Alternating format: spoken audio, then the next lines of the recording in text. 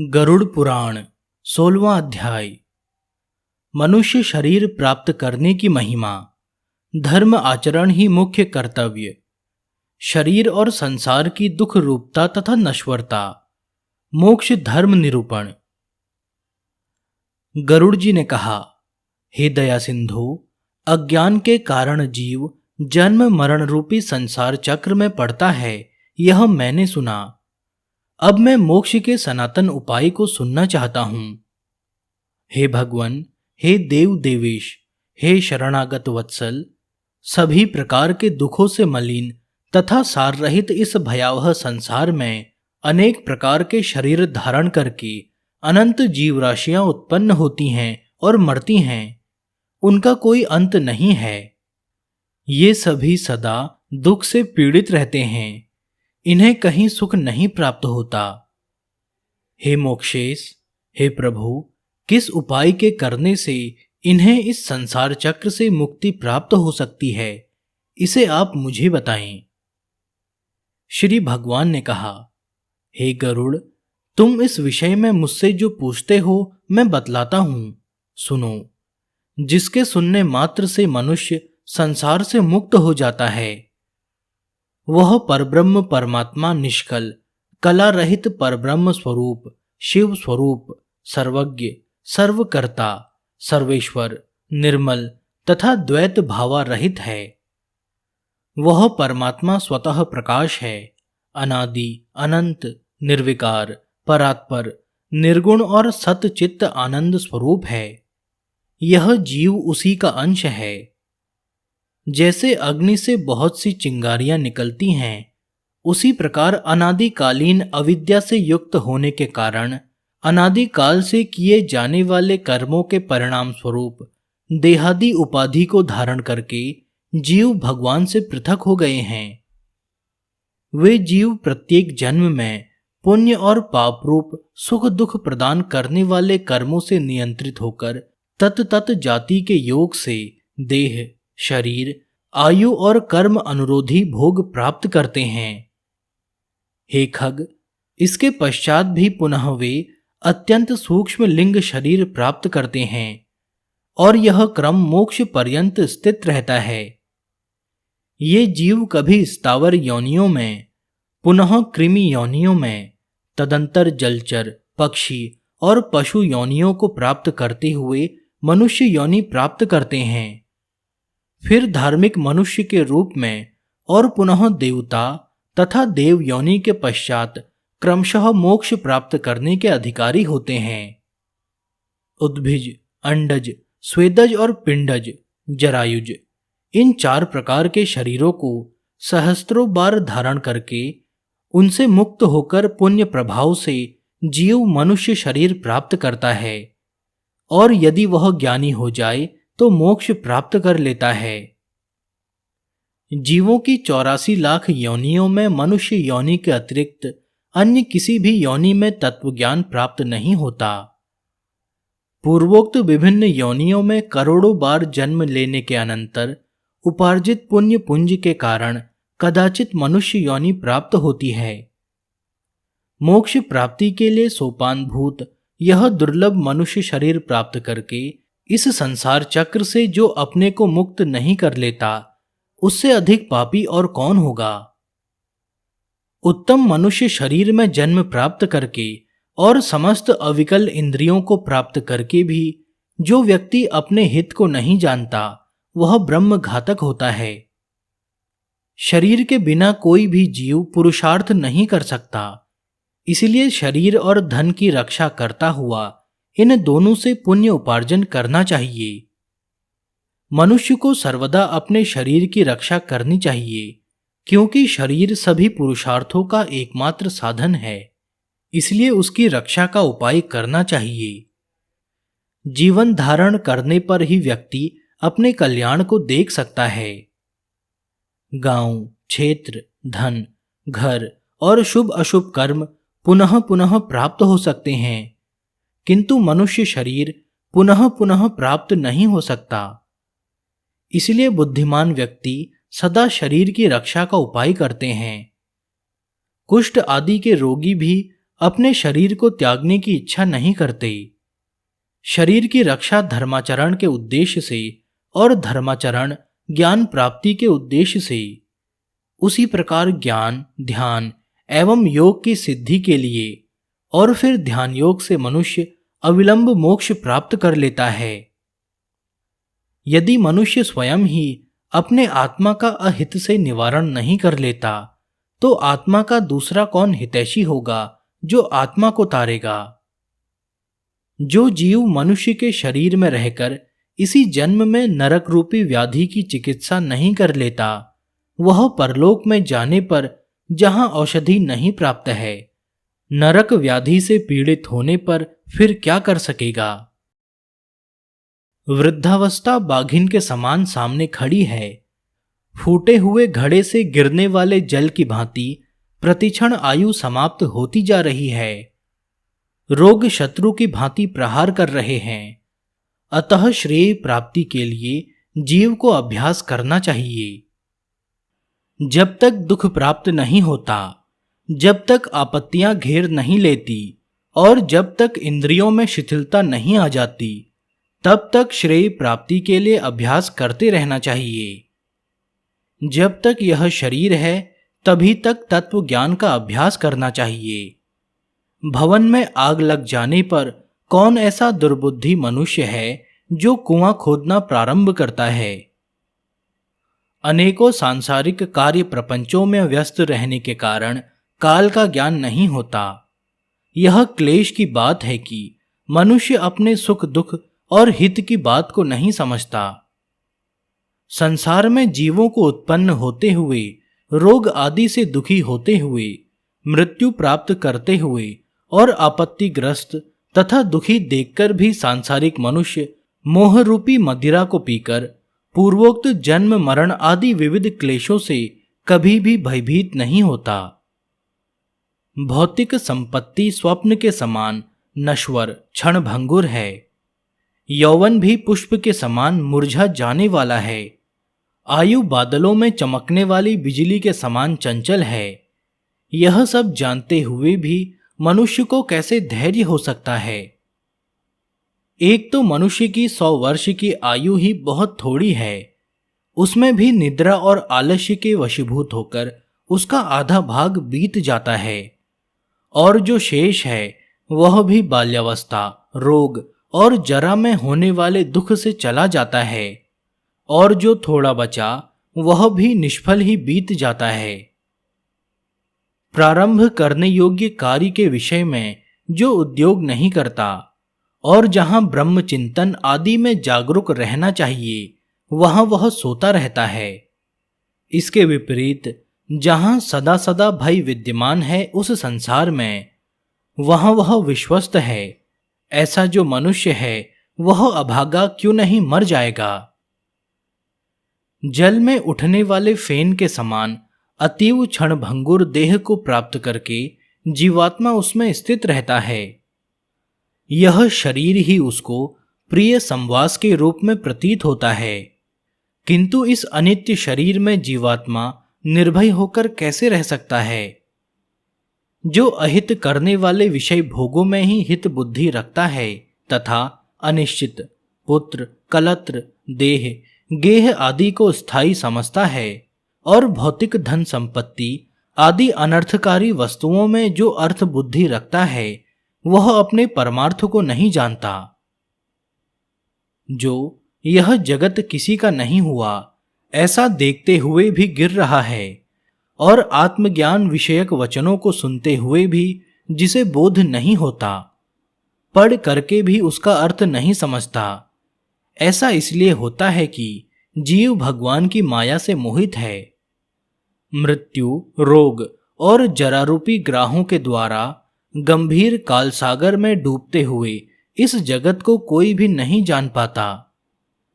प्रतिक्षण क्षीर्ण होते हुए इस काल की सूक्ष्म गति को जीव वैसे ही नहीं जान पाता जैसे कच्चे घड़े में स्थित जल के विगलित होने का ज्ञान नहीं हो पाता।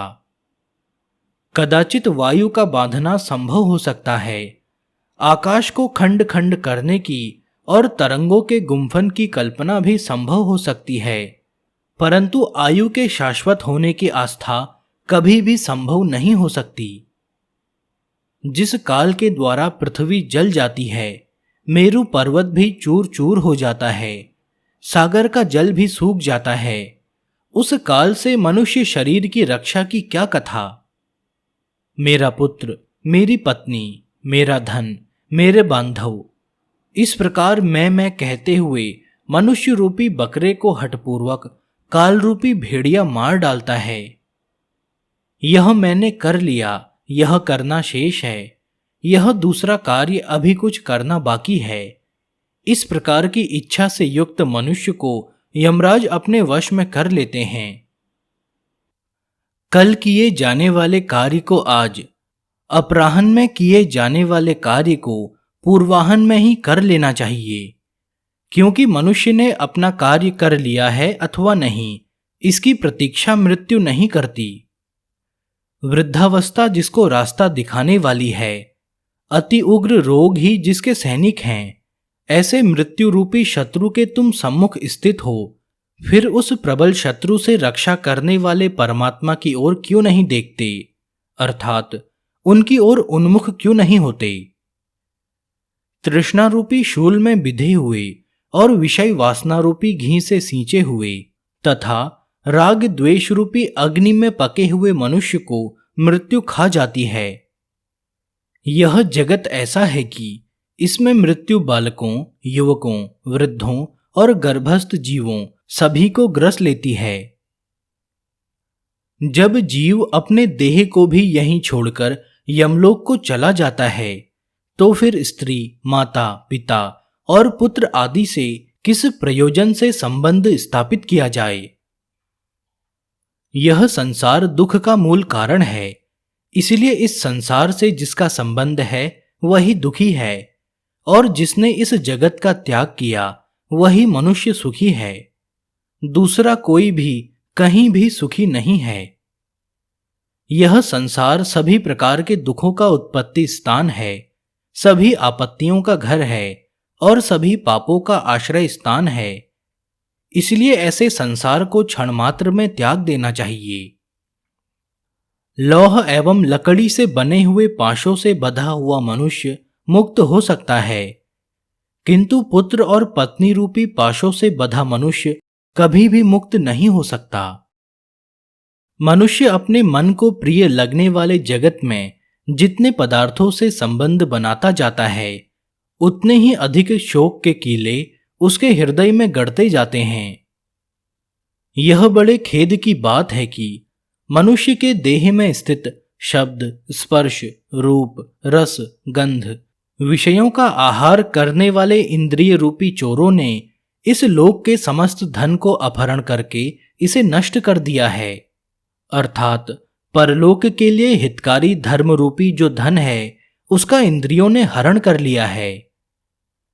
मांस लोभी मत्स्य जैसे बंसी में लगे हुए लोहे के अंकुश को नहीं जान पाता, उसी प्रकार विषयों से प्राप्त होने वाले प्रातिभासिक सुख के लोभ से जीव यम यातना की परवाह नहीं करता।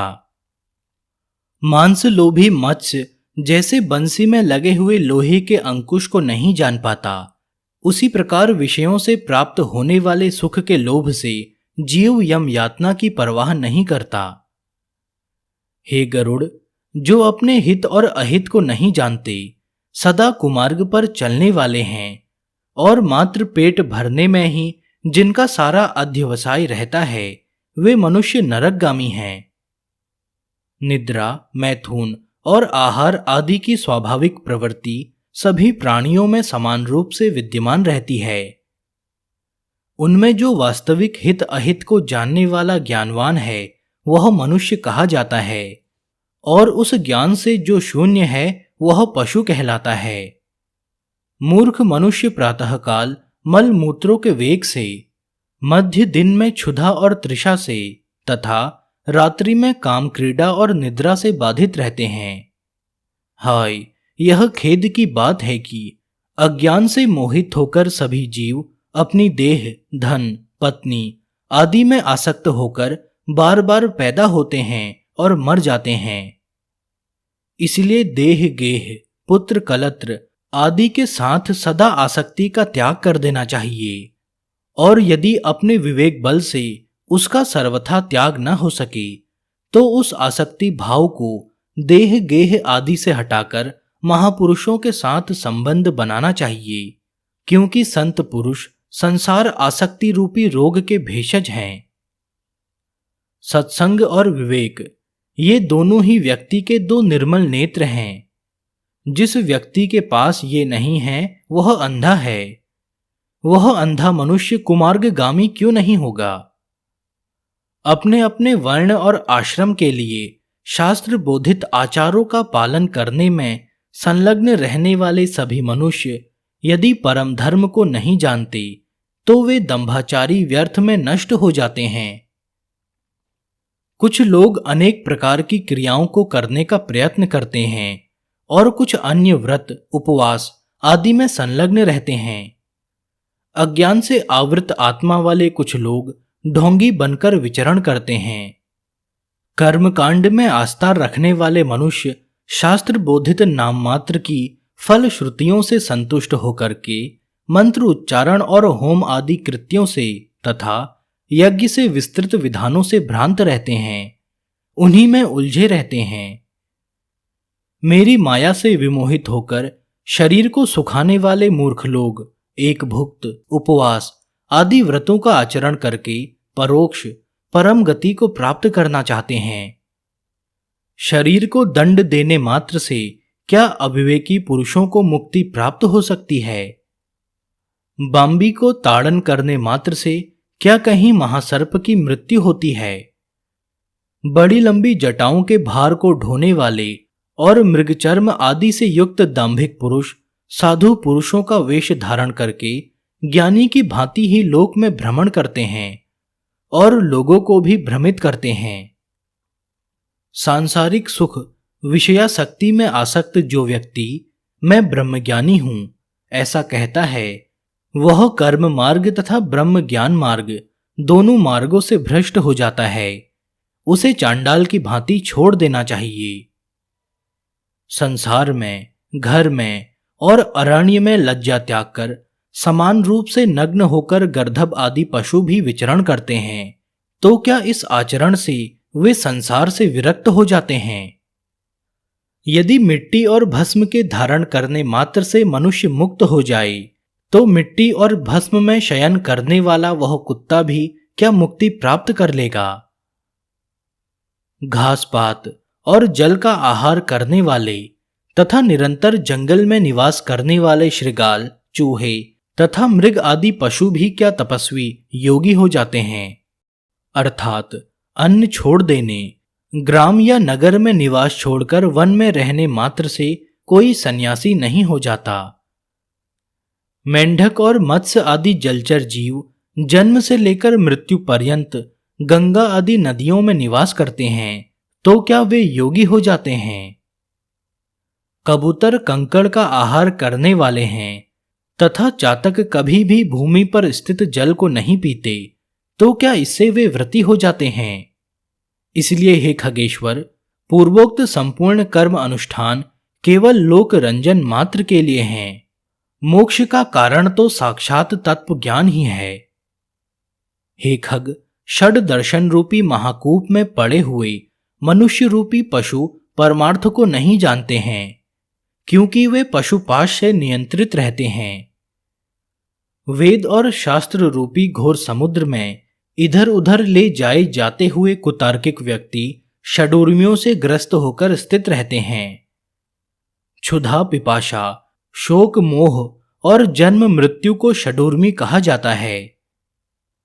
वेद शास्त्र और पुराणों को जानने वाला भी जो मनुष्य परमार्थ को नहीं जानता, विडंबनाग्रस्त उसका पूर्वोक्त संपूर्ण ज्ञान कौवे के कांव कांव करने जैसा है।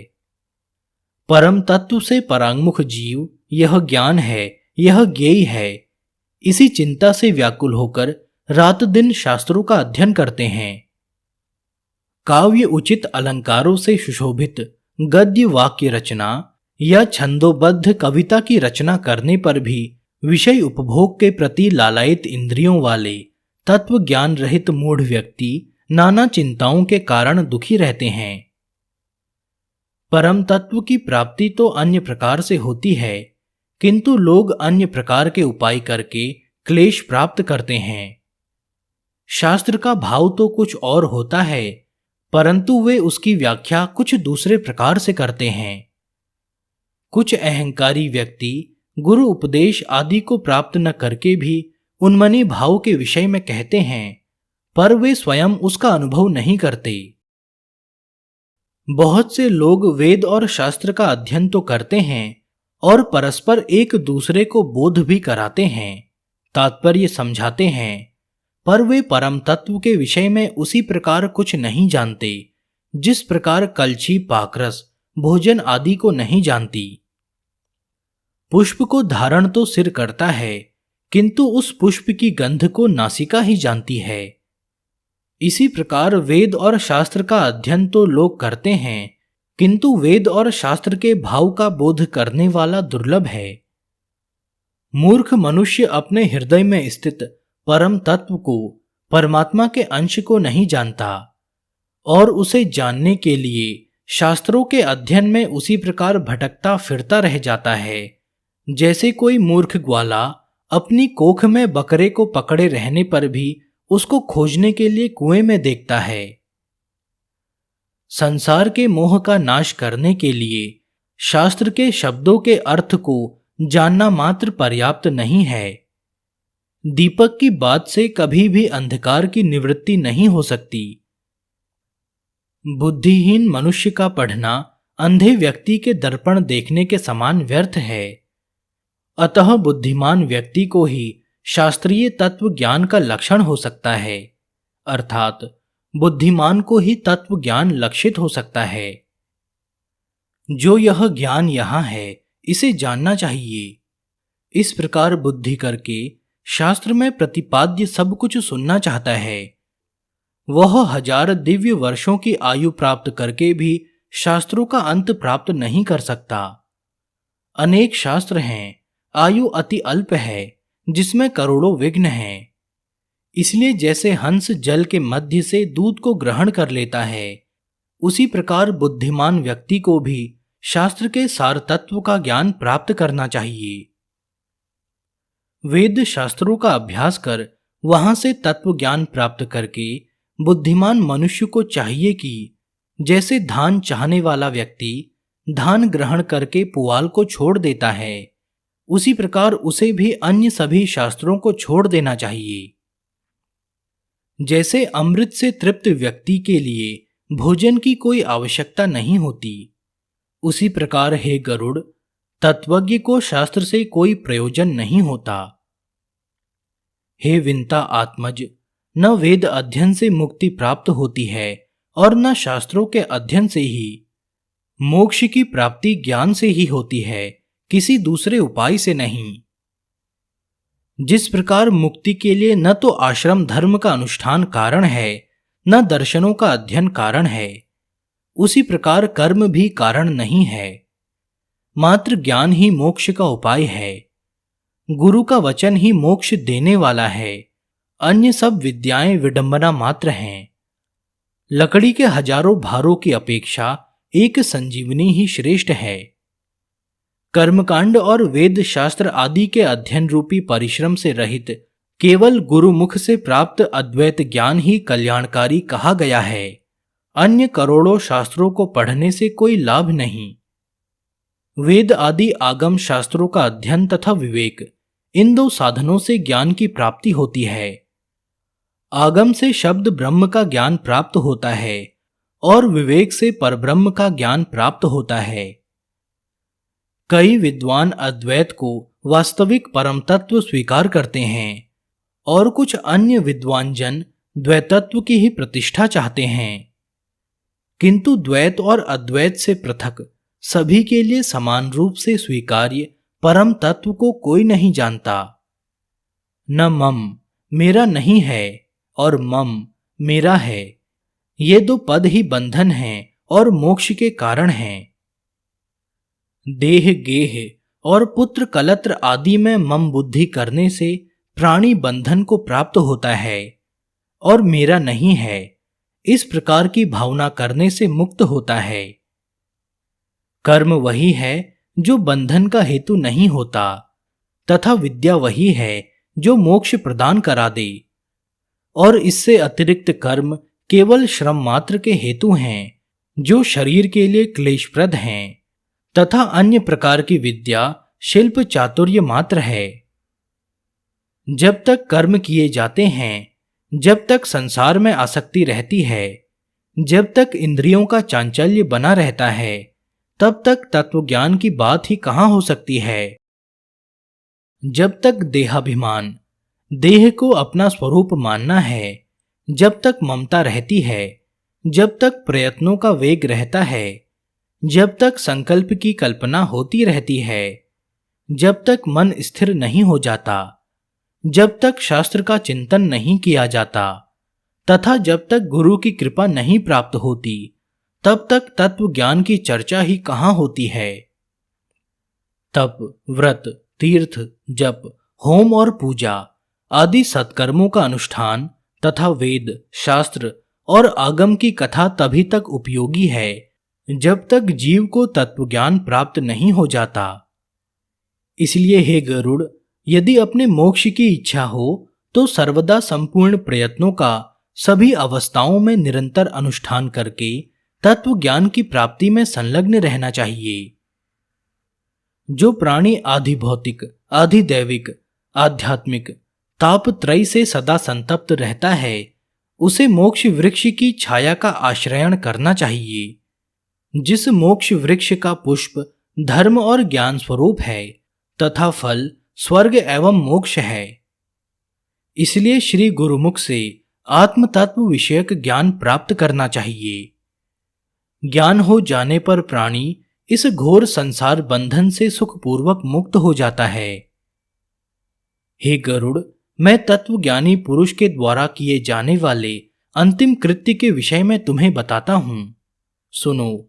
जिस उपाय को करके जीव को ब्रह्म निर्वाण संज्ञक मोक्ष की प्राप्ति होती है, अंत काल के आ जाने पर पुरुष भय छोड़कर अनासक्ति रूपी शस्त्र से देह गेह आदि विषयक ममत्व को काट डाले, वह धीर पुरुष घर से निकलकर पवित्र तीर्थ के जल में स्नान करके पवित्र और एकांत देश में विधिवत आसन लगाकर बैठ जाए और शुद्ध परम त्रिवृत ब्रह्माक्षर अर्थात ओमकार का मन से अभ्यास करे तथा ब्रह्म बीज स्वरूप ओमकार का निरंतर स्मरण करके श्वास को जीतकर मन को नियंत्रित करे।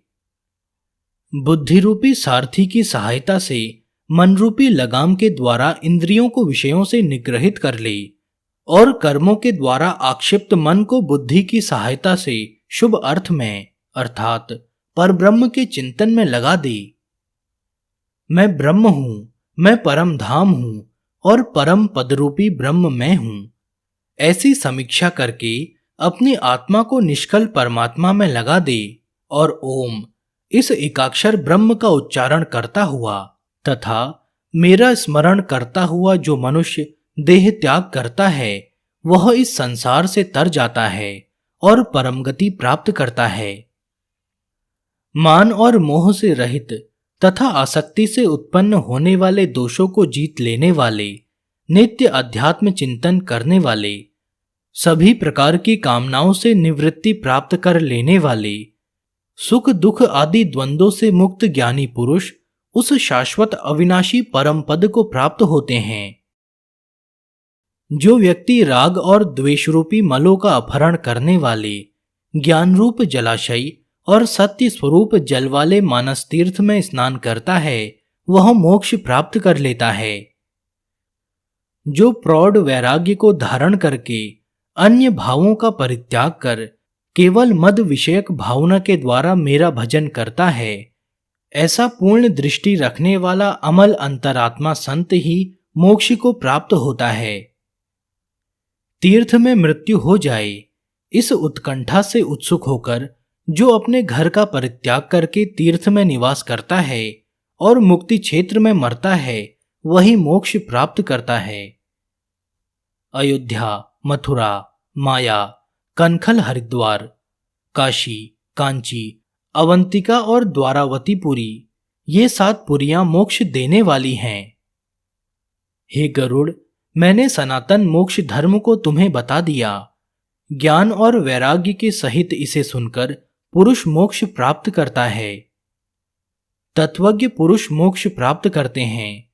सकाम धर्म अनुष्ठान करने वाले धार्मिक पुरुष स्वर्ग को प्राप्त होते हैं।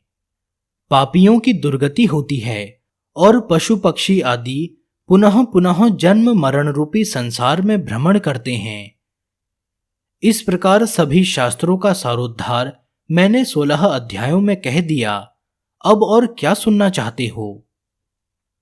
सूत जी ने कहा, हे राजन, गरुड़ जी ने भगवान के मुख से ऐसा वचन सुनकर उन्हें बार बार प्रणाम करके अंजलि बांधकर इस प्रकार कहा।